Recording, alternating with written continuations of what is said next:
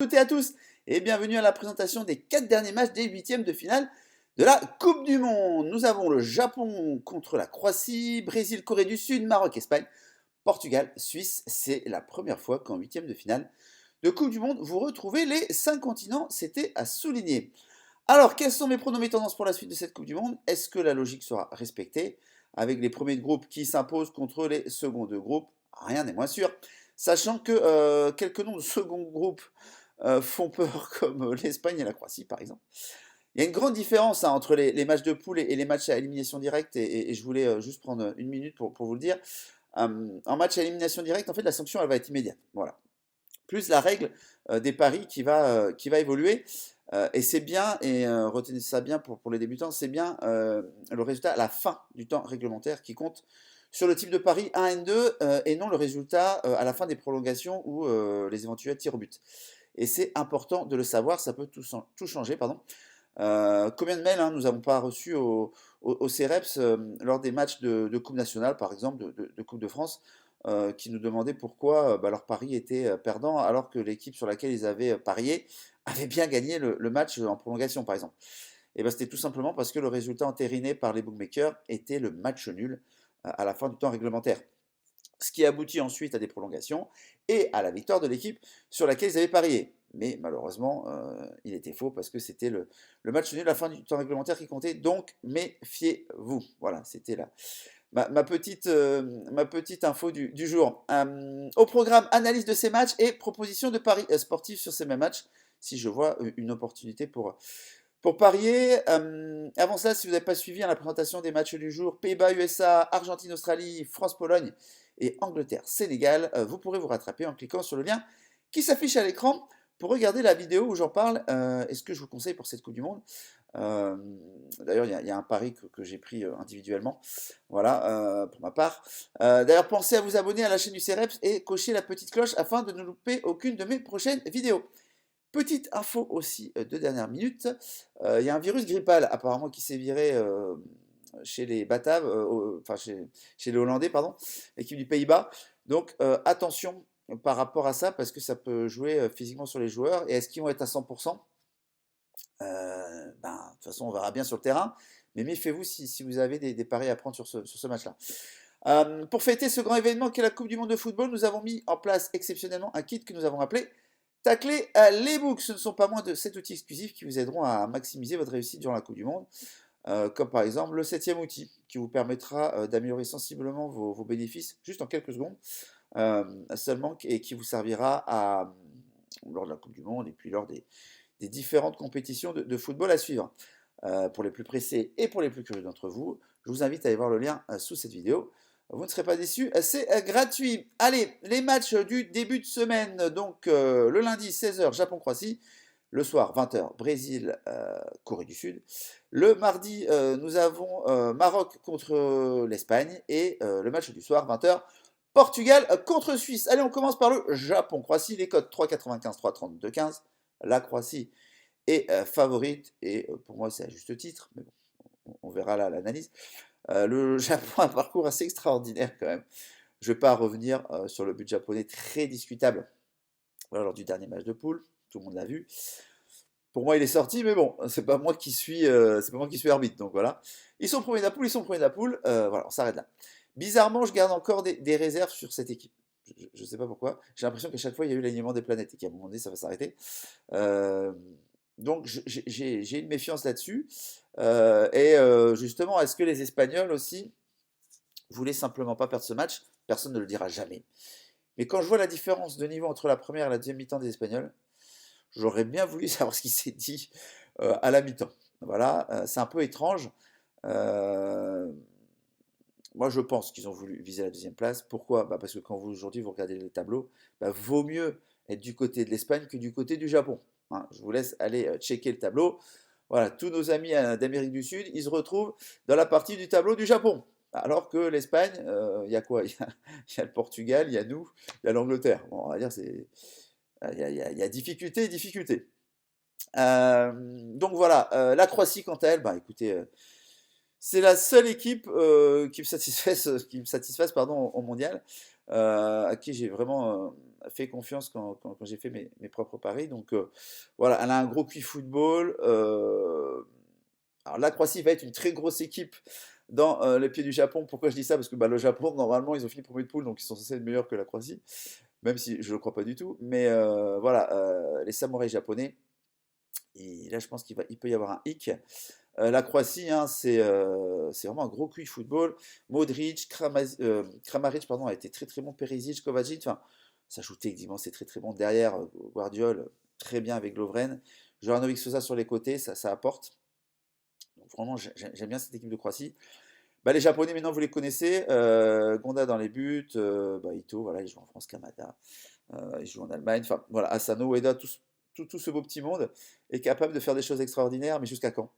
Moi, je pense que là, ça peut être le terminus, donc je vous propose, alors, ce qui ne veut pas dire qu'après la Croatie va gagner, mais un face-à-face remboursé 6 matchs nuls avec la Croatie 1,47. Donc, s'il y a un match nul à la fin du temps réglementaire, on ne sait toujours pas qui sera qualifié pour la suite de la compétition, mais au moins, vous avez remboursé le pari, et puis si la Croatie gagne dans les 90 minutes, vous passez votre cote à 1,47. Voilà pour moi, franchement, pour l'instant, la Croatie, un pari gagnant, un pari remboursé, et c'est vraiment l'équipe enfin, que je suis et qui pour l'instant m'a pas déçu. On passe au Brésil, Corée du Sud, 1,25, 6, 10, 13. Bon, là comme ça, logiquement, il n'y a pas photo, hein. Pareil, il y a eu l'alignement des planètes coréennes. Bon, je ne sais pas quel nom pour leur donner.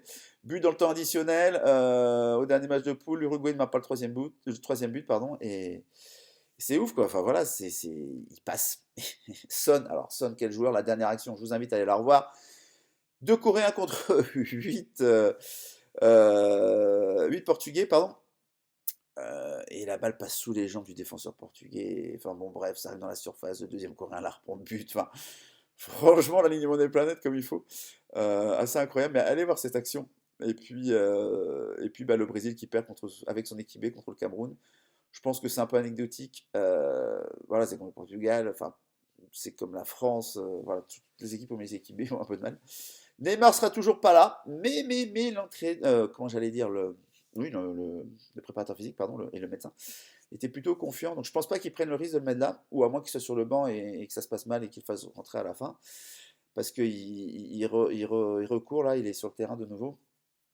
Mais bon, je pense qu'ils vont vraiment faire attention. Et puis je pense que le Brésil, dans leur tête, ils se disent, bon, la Corée, on va les taper et on verra la suite. Après, attention, c'est du monde, méfiance, amis brésiliens.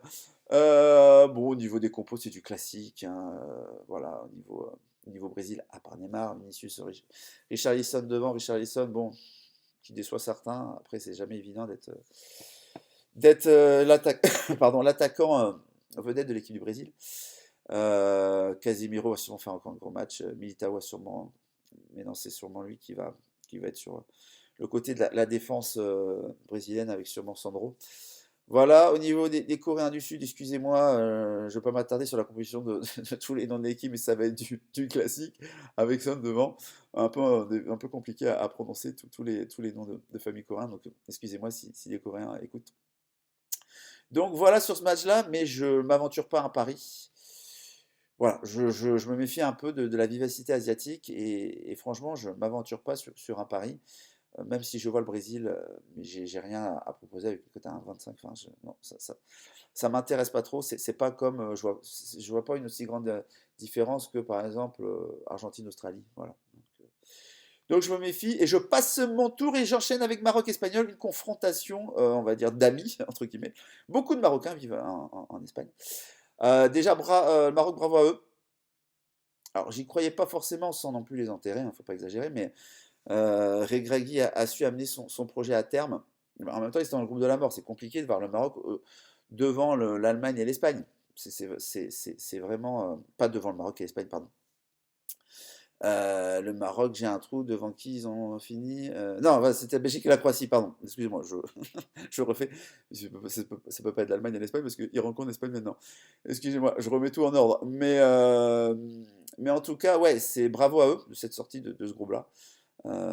Et un peu mea culpa, certains amis marocains m'avaient reproché de voilà, de pas avoir mis leur équipe plus haut quand j'ai fait la preview. Mais c'est très bien, voilà, qui joue très bien et moi ça me va aussi. Donc bravo aux Marocains, l'objectif est atteint. Les huitièmes, maintenant c'est du bonus. Alors, quel bonus, hein, allons-y. Le Maroc, techniquement, c'est fort, JS, Bouffal. Depuis qu'ils sont revenus en équipe nationale, surtout pour JS. Voilà, costaud dans les buts, Bono, depuis qu'il n'avait pas joué un match parce qu'il avait eu des vertiges, mais c'est bon, maintenant il est là. La défense, Hakimi, Aguerd, Mazraoui, voilà, ça impose le respect, on les connaît, nous. Certains, forcément, vous savez, jouent en France. Du côté espagnol, qui déçoit depuis 2 matchs, est-ce qu'ils vont repartir de l'avant? Moi, je pense que c'était un non-match et voulu même, d'un match de poule. Le jeu de possession, il n'est pas vraiment efficace. C'est un peu la limite de l'école espagnole. Voilà, alors quel résultat? Bah, on va voir. Je vois vraiment les Marocains accrocher les Espagnols. Là, j'ai vu des interviews, ils ont vraiment une fierté exacerbée, et tant mieux, enfin, c'est très bien, ça va les transcender. Ils sont en mission pour le pays, on va dire. Bah, après, j'espère que l'enjeu va pas les tétaniser, mais je leur fais confiance. En tout cas, ce match-là, moi, je vais le regarder avec mes amis marocains. Je pense qu'il risque d'y avoir un petit peu d'ambiance. Donc, moi, je pars sur un pari. Alors, c'est sur Paris en web. Maroc, en fait, c'est marqué Maroc +2 et N Maroc +2. Voilà. Donc, en gros, je vois pas le Maroc perdre de plus de 2 buts ou plus. Voilà. Donc, Maroc +2, c'est une cote de 1,42. Voilà. Franchement, j'aime bien. J'aime bien, j'aime bien. Je pense que si l'Espagne gagne, ce sera peut-être 2-1 à 0. Mais je vois pas du 3-1. Enfin, je vois même pas un score plus grand que ça. Et puis, bah, le Maroc peut aussi gagner, hein. Voilà, il peut y avoir match nul. Que ça aille en prolongation.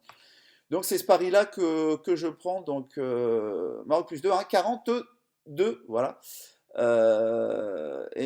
Donc ce pari-là, c'est le Maroc gagne, match nul ou le Maroc perd d'un but ou moins. Voilà pour moi. On finit par le dernier match, pardon, Portugal contre Suisse. Les cotes 1,87, 3,45, 4,60. Donc en gros, un peu plus de 50% de chance de Portugal de gagner sur le bookmaker. Je suis un peu surpris comme l'Espagne, enfin ils ont été surpris pardon, comme l'Espagne, la France et le Brésil sur les matchs de poule. Mais bon, le Portugal va remettre son escouade numéro 1, CR7 est en mission, hein, je pense que c'est un peu sa dernière Coupe du Monde, un peu comme Léo Messi. Mais c'est la Suisse qui dresse devant eux, capable de jouer en bloc bas, vous l'avez vu, comme le Brésil, ils ont vraiment tenu avant de céder. Ça sera vraiment pas une sinécure pour la banda. À Cristiano Ronaldo, à CR7. Nous, on a déjà donné, on connaît les Suisses à l'Euro, on sait ce que ça a fait. Je remue pas le couteau dans la plaie. Et honnêtement, tout peut se passer sur ce match-là, hein. Je vois un match assez fermé quand même, pas de pari pour moi sur ce match. Voilà, j'ai déjà mis dans les deux camps, je vais les garder. Mais voilà, vous allez retrouver du costaud du côté portugais, Bruno Fernandes, voilà, João Félix, Cristiano, enfin, défense, Pep, Cancelo qui est pour moi dans le top 3 des défenseurs à son poste, franchement j'aime bien. Et la Suisse, Sommer dans les buts, voilà, on connaît, comment j'allais dire, Vargas que j'ai bien aimé sur ces matchs, Mbolo, bon voilà. Shaqiri, Xhaka, So très bon aussi. Donc voilà, il y a quand même une belle équipe suisse, donc va falloir que les Portugais fassent très attention. Et j'ai pas vraiment de. Je trouvais la cote sympa, hein, du Portugal. Le match nul remboursé, et je trouvais un peu bas. Il était à 1,30, même pas. Je trouvais un peu bas quand même. Donc voilà. Après, si vous êtes portugais ou suisse, à vous de faire votre pari. Même si, attention, ne jouez pas avec le cœur, je le répète. Voilà, c'est à vous maintenant de me donner vos avis sur ces matchs-là. Quel pari allez-vous jouer? Si vous allez en jouer, vous pouvez aussi regarder les matchs tranquillement. N'hésitez pas, hein, à argumenter et si vous avez des visions différentes. Et puis, dites-moi, voilà, si vous êtes, je sais, moi, il y a des Marocains qui suivent, portugais, voilà, n'hésitez pas à commenter. Ça me fera très plaisir. Un petit rappel, vous avez le lien dans la description sous la vidéo pour obtenir gratuitement le kit spécial événement Coupe du Monde. Taclez les bookmakers, où vous aurez accès à cet outil exclusif et gratuit développé par moi-même et le CEREPS. N'hésitez pas non plus à partager cette vidéo. Si elle vous a plu, à vous abonner à la chaîne du CEREPS. Je suis encore avec vous pour quelques jours sur cette Coupe du Monde. Pour ma part, je vous donne donc rendez-vous maintenant le mercredi 7 décembre à 16h pour la présentation des 4 quarts de finale, en espérant bien sûr y voir la France. Voilà, allez, c'est terminé pour moi pour aujourd'hui. Je vous dis à très bientôt et bonne journée à tous. Bye bye.